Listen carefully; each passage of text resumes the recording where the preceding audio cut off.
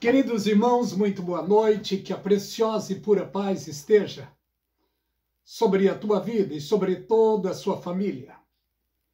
Quero te convidar para uma breve meditação na preciosa e pura palavra de Deus. Estamos vivendo em tempos difíceis, em especial na nossa nação, em todo o Brasil. Parece que a maioria dos brasileiros estão decepcionados com coisas que tem acontecido na área da política. Mas sabemos que o nosso Deus está no controle de todas as coisas. Nenhuma folha de uma árvore não cai se não for pela permissão dele. As ondas do mar não ultrapassam se não for pela permissão de Deus. Deus está no controle de tudo. O nosso dever como servos e servas de Deus é sempre orar e querer o bem da nossa nação. O apóstolo Paulo já deixou dito para nós, cristãos, quando ele disse lá: irmãos, que se façam deprecação, intercessão e ação de graça por todos os homens, pelos reis e pelos que estão em eminência, para que tenhamos uma vida quieta e sossegada, com toda piedade e honestidade, porque isto é bom e agradável diante de Deus, que quer que todos os homens se salvem, vindo ao conhecimento da verdade. E a verdade é a palavra de Deus. Por isso se faz necessário pregarmos a preciosa e pura palavra de Deus. Jesus Cristo disse antes de ir para casa, antes de voltar para a glória, ele disse aos discípulos: ide por todo o mundo, pregai o evangelho a toda criatura. Quem acreditar e for batizado será salvo, porém, quem não acreditar será condenado. Se faz necessário a pregação da palavra de Deus. Eu convido os meus queridos irmãos e irmãs que têm canais pelo YouTube para se ajuntar a mim, para se ajuntar a um monte de servos e servas de Deus que estão pregando simplesmente a pura palavra de Deus, porque se faz necessário a pregação da palavra. O mundo está carente da preciosa mensagem. E a Bíblia diz que a fé vem pelo ouvir, e o ouvir pela palavra de Deus. Por isso é que se faz necessário a pregação do Evangelho.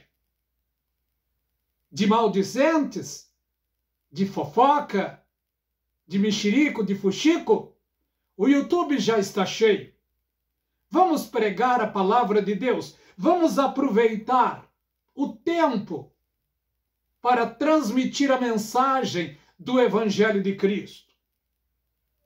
Jesus, quando estava aqui, ele estava pregando o Evangelho do Reino aos judeus. Em todo o tempo da sua vida, ele estava tratando exclusivamente com os judeus. Ele estava pregando o Evangelho do Reino aos judeus.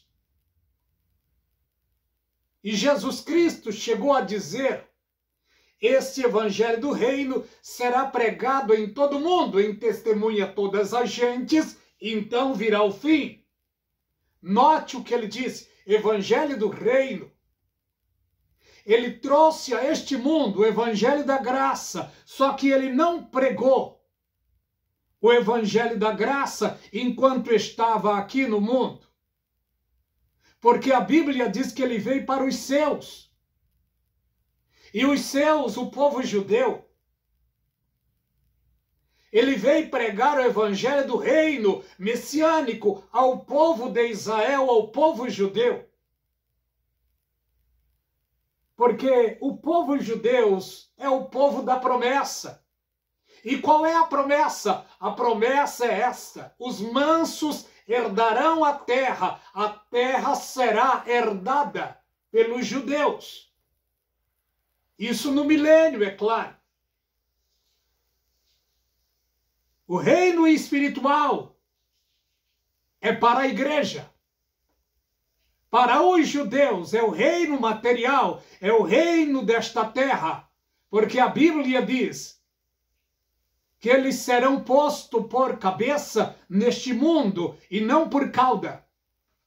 Com a igreja é diferente. A igreja é posta nesse mundo como corpo. O corpo de Cristo.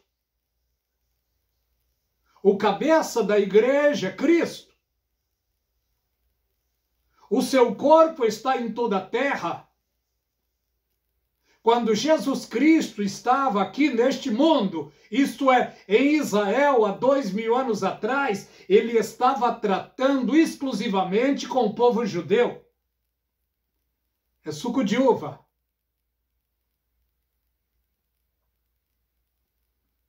Ele estava pregando o evangelho do reino ao povo judeu. Porque ele estava em um tempo de transição. Jesus viveu em todo o tempo da sua vida debaixo do Velho Testamento. Ele veio fazer exatamente aquilo que o povo judeu não conseguia fazer. É claro que ele veio aqui cumprir vários objetivos, mas um dos objetivos foi cumprir a lei que os judeus não podiam cumprir.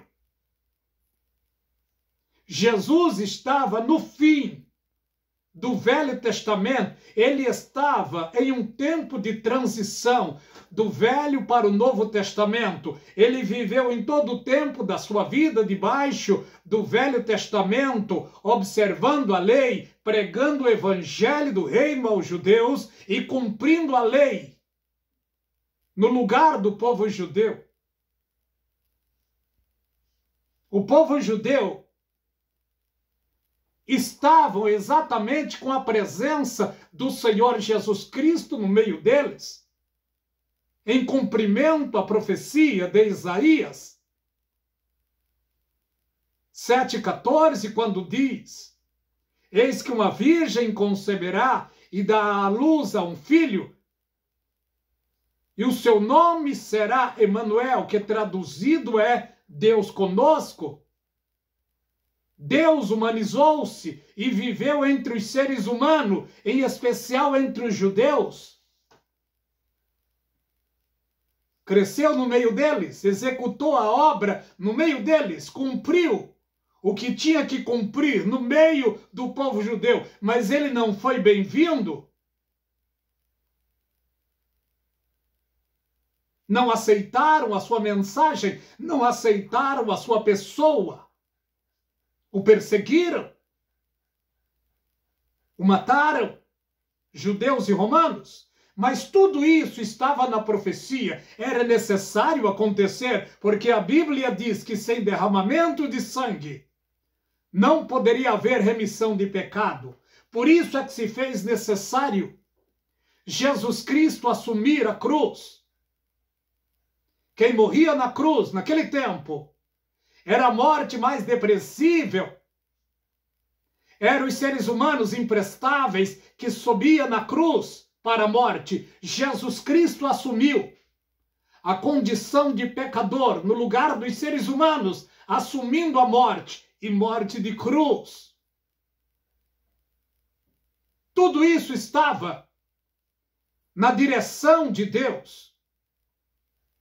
A Bíblia diz que o castigo que nos traz a paz estava sobre ele, e sobre as suas pisaduras fomos sarados. Jesus nasceu, viveu entre eles, sofreu, cumpriu cabalmente o seu ministério na terra. Mas eles o mataram. Mesmo ele socorrendo órfãos e viúva, mesmo ele operando milagres e maravilha no meio deles, eles não quiseram, rechaçaram. Uma certa ocasião, o Senhor Jesus Cristo, triste, abatido, disse para o povo de Jerusalém: Jerusalém, Jerusalém, quantas vezes eu quis ajuntar os teus filhos, como uma galinha junta os seus pintinhos, e não quiseste. a vossa cidade ficará deserta. E isso aconteceu 37, 38 anos depois da sua morte. A história você já sabe. No momento em que o Senhor Jesus Cristo morre, parece que houve festa no inferno. Mas ao terceiro dia, Jesus Cristo ressuscitou pelo seu próprio poder, porque Ele é Deus. E no momento da sua ressurreição, no exato momento, Ele abriu a porta da graça. No exato momento, Ele fechou o Velho Testamento e abriu o Novo Testamento. No Velho Testamento era pregado o Evangelho do Reino. No Novo Testamento abriu-se a porta da graça para ser pregado o Evangelho da graça. E o Evangelho da graça era para todos os seus discípulos pregarem, mas ele deu autonomia quase que total a um apóstolo que mais tarde foi chamado por ele, santificado e prontificado. Não sei se é esta a palavra, prontificado. Ele foi santificado, chamado e convencionado para pregar exclusivamente ao povo gentil. E romanos também, e judeus, mas em especial ao povo gentil, o Evangelho da graça. Graça é favor imerecido, que foi o apóstolo Paulo. O apóstolo Paulo foi um dos maiores apóstolos, um dos que mais sofreu por amor a Cristo. E ele tem ensino para tudo.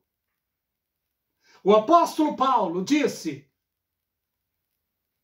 no final da sua vida, ele disse, combati o bom combate, acabei a carreira e guardei a fé. E o apóstolo Paulo deixou para a igreja 13 epístolas.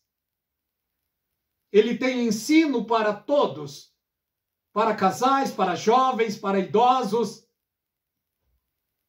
O apóstolo Paulo tem ensino para todos, os nascidos de novo. E olha o que vemos. No momento de perseguições terríveis, ele não desanimava, ele encorajava a igreja de Cristo. Uma certa ocasião ele deixou dito, irmãos, eu tenho por mim que as aflições do tempo presente não são nem para se comparar com a glória que em nós há de ser revelada. Ele estava falando do novo corpo, da transformação, da nossa tricotomia para a glória de Deus. Por isso é que se faz necessário a pregação da palavra de Deus. A pregação é o resgate.